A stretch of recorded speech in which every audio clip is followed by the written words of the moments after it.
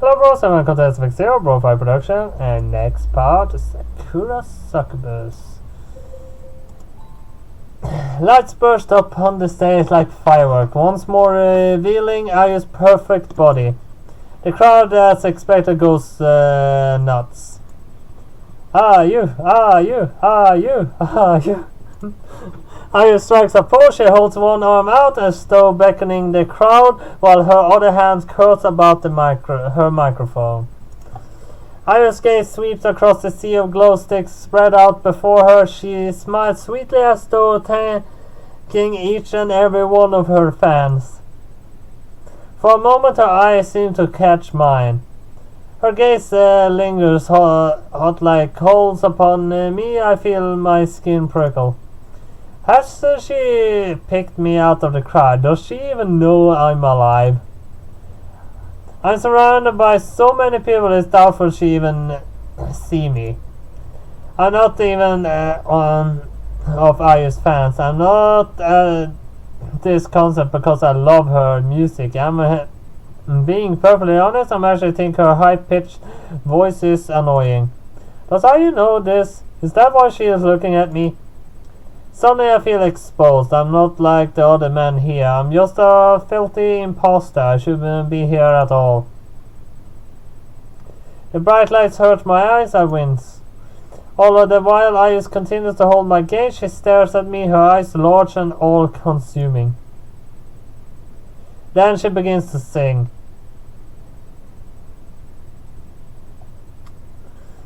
Well, this is just great. Now what am I going to do? I kick a loose pebble on the sidewalk. It skitters away, bouncing a handful of times before it's swallowed by the darkness. The street is dark, illuminated only by a few street lamps. It's so cold, too. I shudder. I'm not sure what this time is. Ayu's concert finished around 21:30, but then there was the handshake event I had to go to. I attended on the off chance I might be able to get a brief word with the famous Ayu and a couple of photos, but it wasn't to be. I waited in line to shake Ayu's holy hand for well over an hour. I was almost at the front of the Queen when the handshake event ended, and those of us unfortunate enough not to meet our idol face to face were told to screw off by a security guard. Well, he didn't say it in quite those terms. There were more apologies involved, but that's what it boiled down to. Sorry, but it's getting late and Ayu has a busy schedule. We need to cut this handshake event short for now. I apologize for those of you who were unable to see Ayu. Please support her during the next concert. You'll get another chance to see her then. And with that, we were dismissed. My camera equipment weighs heavy in the bag looped around my shoulder. I wish I had a chance to actually use any of it. If only the trains hadn't been delayed. If only. It's not my fault that I got the concert late. There were delays, it couldn't be helped. Try explaining that to my boss on Monday though. I know he pinned the blame on this debackable schedule upon my skinny shoulders. It's easier to shoo me out than the whole rail company. They seem to be signing a lot lately. I think it must be the stress. That or a critical lack of sleep. Who knew being a photographer could be such hard work? It's almost midnight on a Saturday. It wouldn't be the first time my boss has made me work during the weekends, and it certainly won't be the last. I came all this way out here so I could take pics of Ayu's latest concert, but I didn't get a single snapshot. What a waste of time. Yawn. I yawn, pressing one hand against my gaping mouth. Since it's so late, I should probably head home. I feel exhausted and I'm having something of a headache. Curling up on the bed and resting my head on a nice soft pillow sounds like heaven right about now. But it's It's rare I come to this part of Tokyo, so, and part of me craving a drink. I know I said Tokyo I'm wrong, but can't bothered. There's a lot of nice high-class bars around this area, and I'm sure I could use a pick-me-up. If I dally too long, the trains stop running, then I need to spend the night in a hotel. That sounds like a pain. But I can cross that bridge when I get to it. Somewhat cheered by my plan, I turn neatly on my heels. There's a pretty nice bar around here, only a short walk away. My aching legs could use some exercise, and the insistent wind helps bring some color to my cheeks. I'm not gone more than a handful of steps, however, when I pause.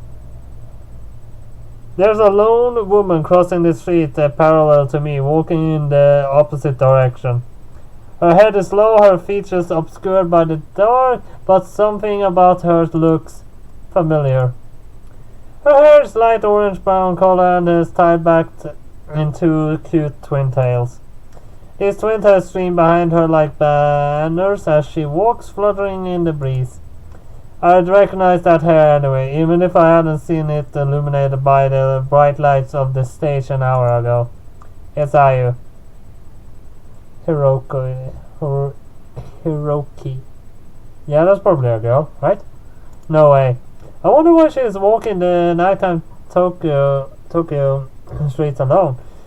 Since she's a famous idol, shouldn't she be chaperoned by at least a dozen bodyguards?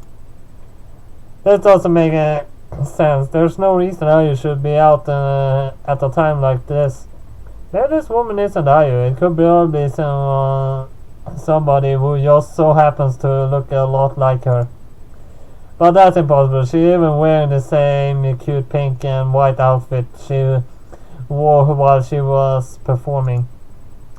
Her skirt is many-layered, ruffled work of art, a little like a fancy wedding cake, and on the top of her head sits a small, not all practical hat. Her arms and legs are bare, exposed to the elements, and she is wearing a very tall, impressive pair of heels that make loud clacking noises with every step.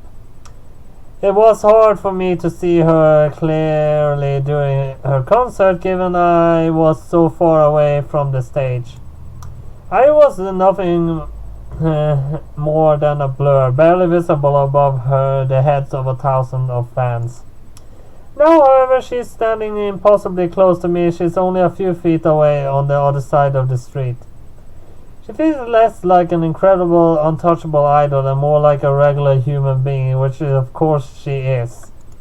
I never thought of anybody like more than a human being. Ayu might be beloved by millions of people across Japan, but she's not infallible.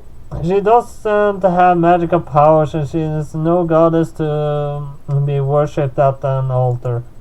She's a regular girl. Without those heels of hers, she'd probably be pretty short. She is less impressive now on this windswept street that she was on the stage, but she feels more approachable. I was just lamenting my inability to take Ayu's photo 5 minutes prior. I thought I'd failed my assignment, but this could be my lucky break. If I ask nicely, maybe she posed for a pic or two. My career will be saved. Ayu, hey Ayu.